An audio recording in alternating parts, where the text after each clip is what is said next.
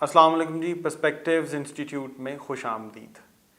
आज हम जिस मौजू पर बात करेंगे वो है कि CSS के जो फाइनल पेपर्स हैं वो किस तरह से चेक होते हैं। हमने अभी रिसेंटली एक इंटरव्यू में जिसका लिंक नीचे दिया गया है उसके अंदर अपने एक दोस्त वहीद खान साहब और मेरा जो ज़ाती एक्सपीरियंस है वो शेयर किया। ये वीडियो है उसी वीडियो के हवाले से कि जो हमारा एक्सपीरियंस है, उस एक्सपीरियंस से हमने क्या क्या चीज़ें सीखी कि CSS के पेपर्स को चेक करते हुए 2016 में हमने क्या चीज़ें नोट की कि एक पेपर चेक क्या चीज़ें देख रहा होता है। और उसमें FPSC की रूल बुक एक एग्जामिनर के पास, एक पेपर चेकर के पास होती है, वो उसमें से कौन कौन सी चीज़ें देख रहे होते हैं। सबसे पहली बात ये जो हमने डिस्कस की और जो हमारा मुश्तरका एक्सपीरियंस है, उस दौरान नोट किया कि अब एक पेपर चेकर एग्ज़ाम्स के दौरान एग्ज़ाम्स को चेक करते हुए, पेपर्स को चेक करते हुए सबसे इम्पॉर्टेंट चीज़ जो देख रहा होता है वो है कि उस पेपर के अंदर एक पेपर चेकर के लिए एक बच्चे ने कितनी कन्वीनियंस पैदा की है। यानी एक paper checker how conveniently is able to check that particular paper. वो कन्वीनियंस है वो डिपेंड कर रही होती रीडेबिलिटी पे कि आपका पेपर है वो उसके अंदर रीडेबिलिटी का आंसर कितना है, पढ़ते हुए कितनी आसानी पेश आ रही है उस एग्जामिनर को, उस पेपर चेकर को। और उसमें सबसे इम्पॉर्टेंट चीज़ जो हमने शेयर की वो ये कि एक पेपर चेकर के लिए आपकी जो लिखी हुई आउटलाइन है, चाहे वो एसे का पेपर है या वो बाकी ऑप्शनल्स हैं या कंपलसरी सब्जेक्ट्स हैं, उनके अंदर आपकी पर क्वेश्चन वो जो आंसर है उसमें आउटलाइन कितनी इंपॉर्टेंट है। आउटलाइन में आप तमाम अपना जो आंसर है उसको डिफ़ाइन कर रहे होते हैं। तो आउटलाइन एक पेपर चेकर के लिए बहुत कन्वीनियंस पैदा कर देती है in order to get an idea कि आपने उस आंसर में क्या चीज़ें लिखी होंगी। आउटलाइन के बाद सबसे इम्पॉर्टेंट चीज़ है स्ट्रक्चर ऑफ योर आंसर। और स्ट्रक्चर हमारे यहाँ ट्रेडिशनल है। दुनिया जो इवॉल्व हो रही है, अपने एग्ज़ाम पैटर्न्स को चेंज कर रही है। अनफॉर्चुनेटली पाकिस्तान के अंदर हम एक रिजिड स्ट्रक्चर को फॉलो करते हैं जो कि अपनी नेचर में बहुत ट्रेडिशनल है। उस ट्रेडिशनल स्ट्रक्चर के अंदर आपके पेपर को ट्रेडिशनली चेक किया जाता है, जिसके अंदर एक स्ट्रक्चर ये है कि उसके अंदर इंट्रोडक्शन होना चाहिए, उसके अंदर कुछ हेडिंग्स होनी चाहिए, फिर उस रेलेवेंट मटेरियल होना चाहिए आप जो क्वेश्चन की जो स्टेटमेंट है उसके साथ रिलेट करें। अनफॉर्चुनेटली हमारे स्टूडेंट्स क्योंकि रोट लर्निंग पे बिलीव करते हैं, हमारी एकेडमीज, हमारा ओवरऑल एकेडमिया उनको ट्रेन करता है कि नॉलेज एक्वायर करने की बजाय आप चीज़ों को रोट लर्न करें और फिर अपने पेपर पर रिप्रोड्यूस कर दें, रेप्लिकेट कर दें उसी मटेरियल को जो आपने यूनिवर्सिटी सेटिंग में या बाकी कहीं लर्न किया अपने पेपर के अंदर विदाउट अंडरस्टैंडिंग इट और उसकी रेलेवेंस बनाए बगैर। तो ये सबसे बड़ा ड्रॉबैक है हमारे स्टूडेंट। अगर उसके अंदर रेलेवेंस है वो पेपर चेकर मार्क्स देना उसके लिए कंपल्शन बन जाती है। फिर एक स्ट्रक्चर है, इंट्रोडक्शन है, उसके अंदर हेडिंग्स हैं जो इंपॉर्टेंट हैं, कोटेशंस का इस्तेमाल है, पंक्चुएशन मार्क्स का दुरुस्त इस्तेमाल है, और फिर उसके अंदर आपने एक स्ट्रक्चर को फॉलो करते हुए कंक्लूजन तक आप अपने आंसर को कैसे लेके गए हैं। उस सारे के अंदर डिपेंड करता है एक तो आपकी रिलेटेबिलिटी, स्ट्रक्चरल कोहेरेंस कितनी है जवाबात के अंदर, और मटेरियल कितना रेलेवेंट है। जो सबसे इम्पॉर्टेंट चीज़ एक पेपर चेकर को जो नज़र आती है वो जो देख रहा होता है, FPSC रूल बुक्स भी उसको गाइड कर रही होती है, वो है पेपर के अंदर ग्रामर का दुरुस्त इस्तेमाल। हमारे यहाँ क्योंकि इंग्लिश जो है वो बाज़ लोगों की सेकेंड और कुछ लोगों की थर्ड और फोर्थ लैंग्वेज भी है, यानी हम उसे बहुत फ्लुएंटली ना बोल सकते हैं और ना बहुत कन्वीनियंटली लिख सकते हैं। सोच हम उर्दू में रहे होते हैं, अपनी नेटिव ज़ुबानों में रहे होते हैं, और फिर उसको ट्रांसलेट कर रहे होते हैं और पेपर पे अंग्रेज़ी ज़ुबान में लिख रहे होते हैं। तो हमारे यहाँ जो एग्ज़ामिनर को, पेपर चेकर को गाइडलाइन मिलती है वो ये कि एग्ज़ामिनर को एक पेपर के अंदर ग्रामर का दुरुस्त इस्तेमाल भी देखना है। तो हमने ये डिस्कस किया कि पेपर चेकिंग के दौरान एक पेपर चेकर के दिमाग में सबसे इंपॉर्टेंट होती है कि वो पेपर ग्रामेटिकली और एस्थेटिकली करेक्ट कितना है। अब ग्रामेटिकली तो करेक्ट पेपर लिखने की कोशिश करते हैं, एस्थेटिकली करेक्ट पेपर्स जो हैं वो they really make a mark on the mind of that examiner और पेपर चेकर कि उसने आपको मार्क्स देने हैं। एस्थेटिक्स में है कि आप कितना खूबसूरती से पेपर अटैम्प्ट कर रहे हैं, आपकी हैंड राइटिंग उसमें मैटर करती है, और हैंड राइटिंग के साथ साथ पेनमैनशिप बहुत मैटर करती है। हमारे यहाँ स्टूडेंट्स वो ऐसे पेन्स का इस्तेमाल करते हैं क्योंकि वो प्रैक्टिस नहीं होती। That very day of the exam वो ऐसे पेन्स जो कि जिनका फ्लो नहीं होता उनका इस्तेमाल करते हुए वो स्ट्रक्चरली सारे पेपर को डैमेज कर रहे होते हैं। फिर एक ये कि पेनमैनशिप से एक तो हैंड राइटिंग बहुत खूबसूरत हो जाती है, फिर दुरुस्त इंक का इस्तेमाल। प्रॉब्लम ये है कि वो बैड क्वालिटी इंक का इस्तेमाल करते हैं, वो 6-7 महीने पेपर्स आपस में जो रब होते हैं, एक जगह से दूसरी जगह ट्रांसफ़र होते हैं, उसके अंदर उनकी जो सरफेस है वो रब कर कर के बहुत ज़्यादा इंक डैमेज हो चुकी होती है, यानी वो इतनी ज़्यादा फेड हो चुकी होती है कि वो पढ़ने में भी जो पेपर चेकर है उसके लिए मुश्किल पैदा हो रही होती है। तो आपने अच्छी क्वालिटी की इंक और अच्छा बॉल पॉइंट या अच्छा पेन इस्तेमाल करना है, जिसके अंदर एक तो स्याही पेज पे फैले ना, दूसरा ये कि वो दिखने में अच्छी लगे, आंखों को भली लगे ऐसी। और ब्लू और ब्लैक वो ऑब्वियसली उसमें इस्तेमाल करना है, लेकिन उसमें भी क्वालिटी ऑफ ब्लू और जो ब्लैक शेड्स हैं वो मैटर करते हैं। इसके बाद सबसे इम्पॉर्टेंट चीज़ ये है कि आप ब्लैक मार्कर है या ब्लैक पेन है उसका इस्तेमाल किस तरह से करते हैं। क्योंकि वो बच्चे जो चीज़ों को हाईलाइट करते हैं वो भी एग्जामिनर के लिए कन्वीनियंस पैदा कर रहे होते हैं कि एग्जामिनर जो है वो कन्वीनियंटली अंदाज़ा लगा सकता है इस बात का कि आपने किस तरह का मटेरियल उसमें लिखा है, जिन चीज़ों को आपने हाईलाइट किया है वो कितनी रिलेट करती हैं आपके क्वेश्चन के साथ। ये बहुत इंपॉर्टेंट बात है। अब हमने डिस्कस किया आउटलाइन, स्ट्रक्चरल कोहेरेंस, एक प्रॉपर स्ट्रक्चर जो कि ट्रेडिशनल स्ट्रक्चर है। अब ट्रेडिशनल वर्सेस जो मॉडर्न स्ट्रक्चर है उसको डिफाइन करना हमने ज़रूरी समझा। दोनों का फ़र्क देखा जाए ट्रेडिशनल और मॉडर्न का, तो उसमें एक चीज़ ये कि हमारे बहुत से बच्चे इंटेलेक्चुअली साउंड होते हैं, लेकिन उनका राइट अप क्योंकि traditional standards of paper checking पे और पेपर पैटर्न पे पूरा नहीं उतर रहा होता, इसकी वजह से उनके मार्क्स कम आते हैं कंपैरेटिवली उन बच्चों के जिन्होंने कम अज़ कम पेपर के अंदर एस्थेटिक्स का ख्याल रखा होता है। बल्कि हम तो मजाक का पहलू लाने के लिए कहते हैं कि जिसने अपने पेपर को ब्यूटी पार्लर का टूर लगाया हो, जिसके अंदर हेडिंग्स का इस्तेमाल, फ्लो चार्ट्स हों, जिसके अंदर ग्राफ्स हों, स्टैटिस्टिकल डाटा ऐड किया हो, उनको कंपैरेटिवली बाकी लोगों से मार्क्स ज़्यादा मिलते हैं। लेकिन एक चीज़ जो कि हमारे यहाँ स्टूडेंट्स को सीखनी चाहिए कि पेपर के अंदर फिर कोहेरेंस बड़ी मैटर करती है। कोहेरेंस इस तरह से कि बाज़ बच्चे करते हैं कि पहला सवाल है, क्योंकि वो सवाल वो अटेम्प्ट करते हैं जो उन्हें आता है, उस सवाल को अटेम्प्ट करते हुए वो अपनी पूरा पोटेंशियल, अपनी पूरी एनर्जीज जो हैं वो उस सवाल पे लगाते हैं और 40-50 मिनट्स तक उस सवाल को दे देते हैं। अब उसके अंदर वो तमाम चीज़ें मिलेंगी, आउटलाइन भी मिलती है, ग्रामर का दुरुस्त इस्तेमाल भी मिलता है, वो एस्थेटिकली भी करेक्ट होता है जवाब।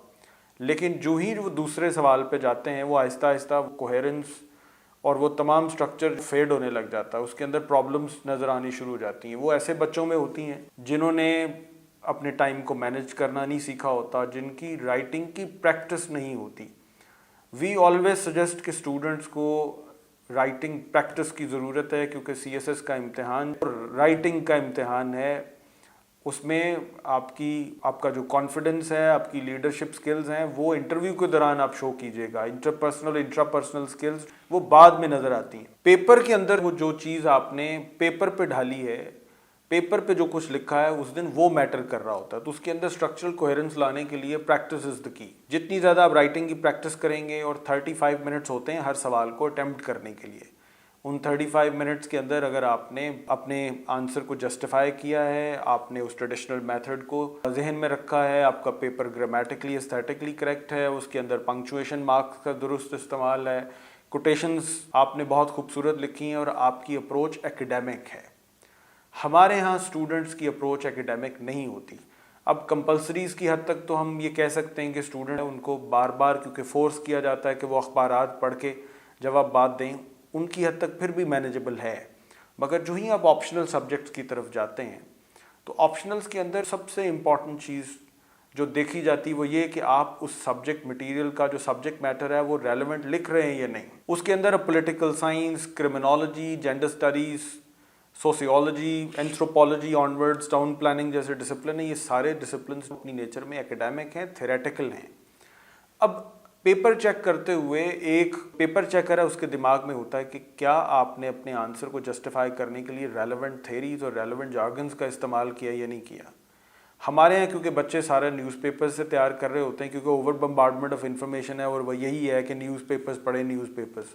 हालांकि मेजॉरिटी टाइम्स उसकी जो सब्जेक्ट बेस है, जो उसका राइट जार्गन है, वो इस्तेमाल करेंगे तो फिर मार्क्स आएंगे। अब यहाँ स्टूडेंट को कंफ्यूज करना मकसद नहीं है। मकसद यहाँ एकेडमिकली करेक्ट पेपर्स का होना हम बार बार इसलिए कह रहे हैं क्योंकि हमने ये पेपर चेक करते हुए बातें तमाम जहन में रखी। अब क्रिमिनोलॉजी का पेपर चेक करते हुए, sociology, gender studies type disciplines का पेपर चेक करते हुए اگر آپ نے جرنلزم بیسڈ لینگویج لکھی ہے. اب اس کی میں مثال دوں, آپ جینڈر اسٹڈیز کے اندر جو ہے وہ جینڈر اسٹڈیز کے ٹاپک کو ڈیفائن کرتے ہوئے میل ڈومیننس لکھتے رہیں گے اور اس کی جگہ پیٹریارکی نہیں لکھیں گے تو پھر آپ کو مارکس نہیں ملیں گے, کیونکہ patriarchy is that particular jargon جو اس سبجیکٹ کے سبجیکٹ میٹر میں استعمال ہوتا ہے.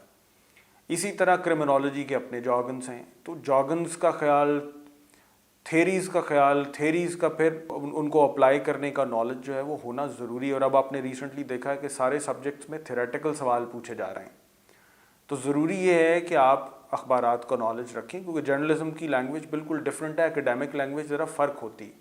تو ہم نے پیپر چیک کرتے ہوئے یہ چیز دیکھی کہ جن بچوں نے کمپیریٹیولی ان پرٹیکولر سبجیکٹس کے جارگنس کو لکھا ہے ان کو مارکس مل رہے ہیں.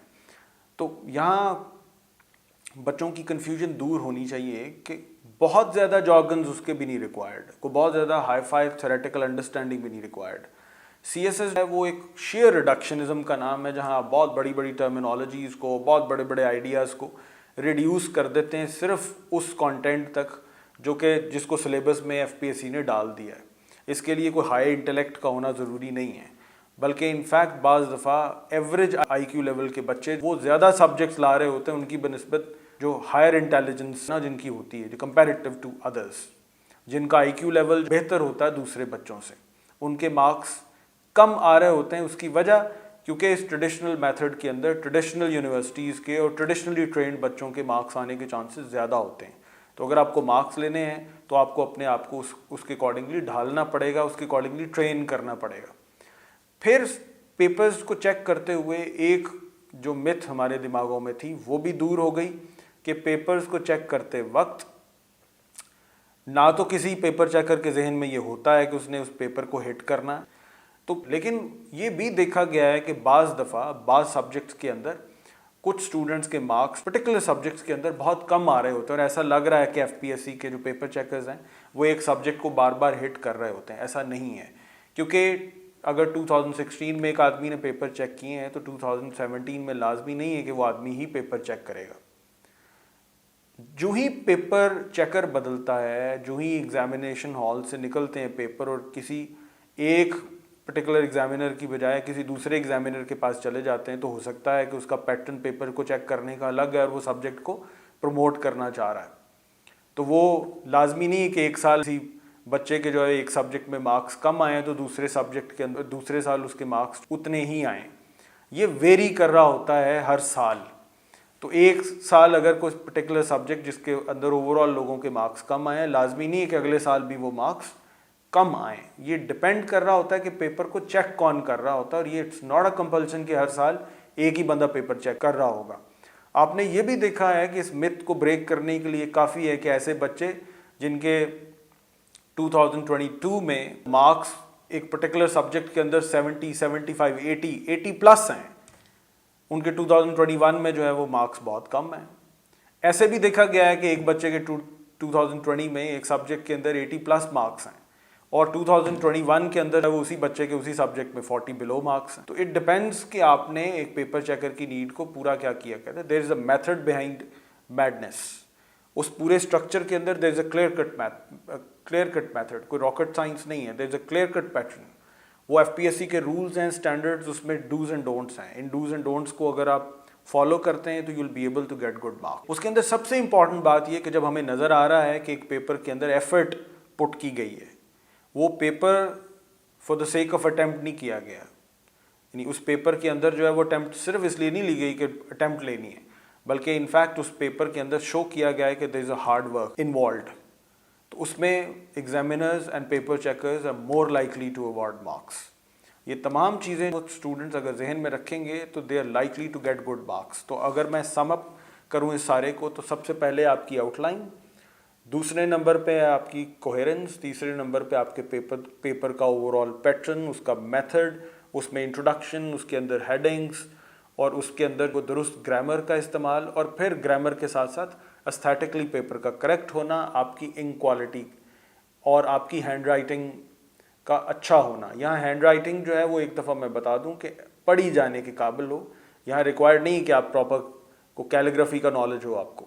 اس کے اندر ہے کہ آپ کی ہینڈ رائٹنگ کم از کم جو ہے وہ پڑھی جانے کے لائق. اس کے ساتھ ہے وہ آپ کی کتنی ریلیونس ہے, آپ نے ایک سبجیکٹ کے جارگنز کتنے لکھے ہیں, اور جو ایک امپورٹنٹ چیز جو ہم نے ڈسکس کی وہ یہ کہ جب 20 مارکس کا پیپر آپ اٹیمپٹ کر رہے ہوتے ہیں تو اس 20 مارکس جواب دے رہے ہوتے ہیں, اس کے اندر منیمم جو نمبر آف ورڈز ہیں وہ بھی ایف پی ایس سی نے پیپر چیکر کو بتائی ہوتی کہ اتنا. اگر اسے بہت تھورلی انالائز کریں تو وہ جو منیمم ریکوائرمنٹ پر سوال بنتی ہے وہ ہے تقریباً نا وہ 4.5 پیجز.